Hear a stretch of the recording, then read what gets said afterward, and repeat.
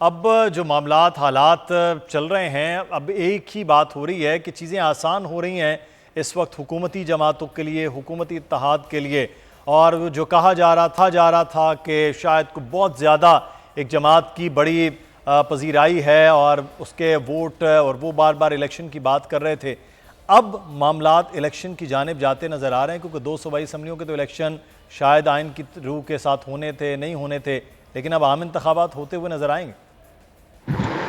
دیکھیں، الیکشن کی طرف معاملات چلے بھی جائیں تو پیپلز پارٹی اور پی ڈی ایم کے حوالے سے اگر بات کی جائے تو ان کا جو اتحاد تھا اس میں تو دراڑ جو ہے وہ واضح دکھائی دے رہی ہے۔ اس کی وجہ یہ ہے کہ پیپلز پارٹی کے ذرائع سے یہ خبریں سامنے آ رہی ہیں کہ عید کے فوراً بعد سرپرائز دینے کا پلان ہے، اور سرپرائز یہی ہے کہ ہم راستے الگ کر لیں گے نون لیگ سے اپنے، کیونکہ پنجاب کے اندر جو اینٹی نواز ووٹ ہے اس کو کیٹر کرنا چاہ رہی ہے پیپلز پارٹی، اور ان کو اندازہ ہے کہ اس گورنمنٹ کا جو فیس شہباز شریف صاحب رہے ہیں پچھلے 1 سے 1.5 سال میں، تو اس کو ڈیفینڈ کرنا امپاسبل ہے۔ عوام کے پاس جا کر لوڈ شیڈنگ کا آپ کو علم ہوگا 6000 میگا واٹ تک پہنچ چکی ہے،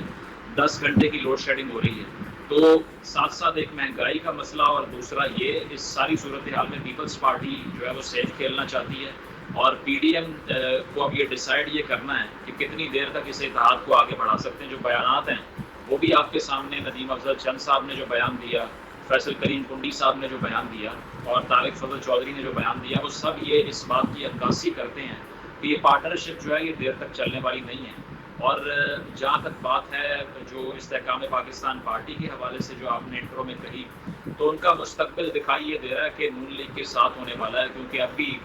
آج شہباز شریف صاحب لندن جانا تھا، اور ساتھ ساتھ وہاں پر اون چودھری صاحب بھی موجود ہیں، جہانگیر ترین صاحب بھی علاج کی غرض سے وہیں پر موجود ہیں، نواز شریف صاحب بھی وہیں پر موجود ہیں۔ تو کہا یہ جا رہا ہے کہ کوئی حکمت عملی ایسی بنائی جائے گی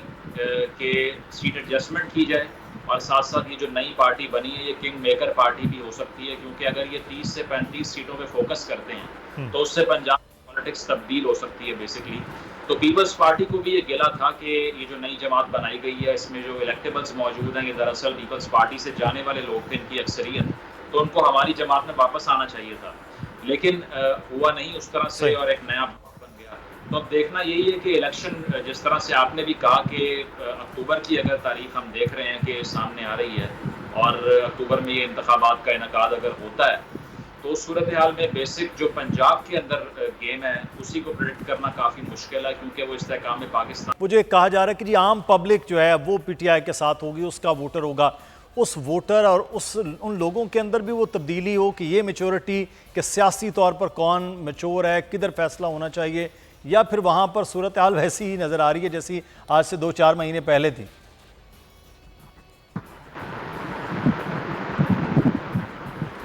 مجھ سے سوال جی مزمل،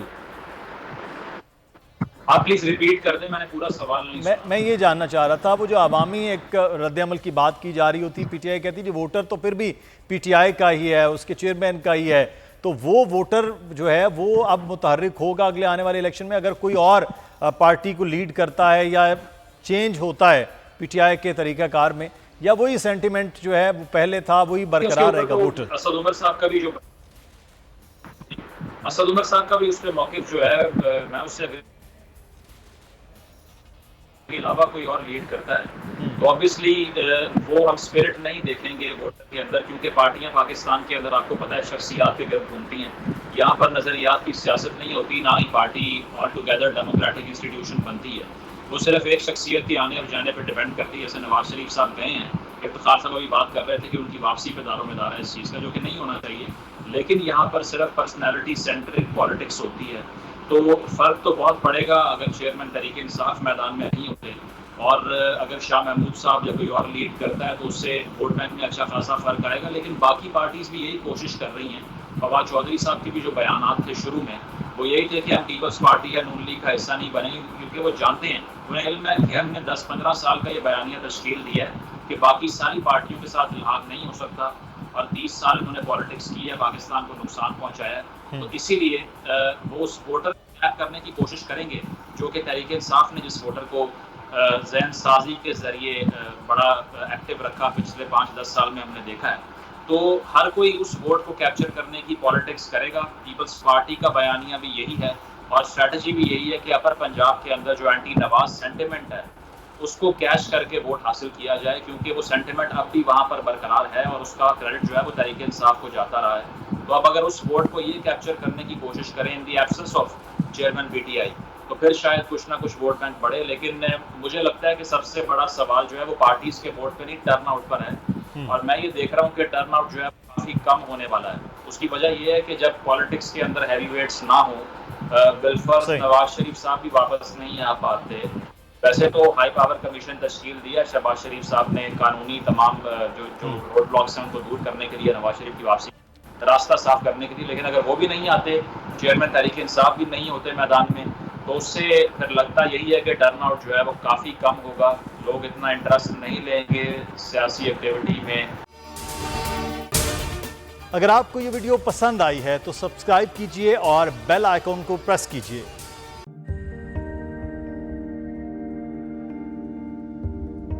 کیسے کیسے ستارے ڈوب گئے، خوبصورت نظارے ڈوب گئے، خوابوں کے سبھی کنارے چھوٹ گئے، غمزدہ دکھ کے مارے ڈوب گئے.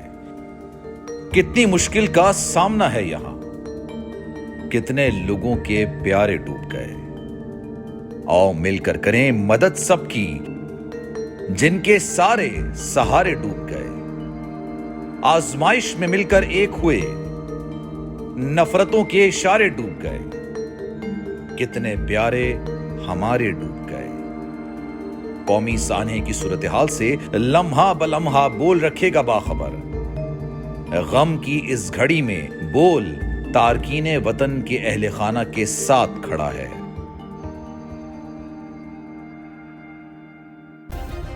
سبسکرائب کریں اور بیل دبائیں تاکہ کوئی خبر رہ نہ جائے.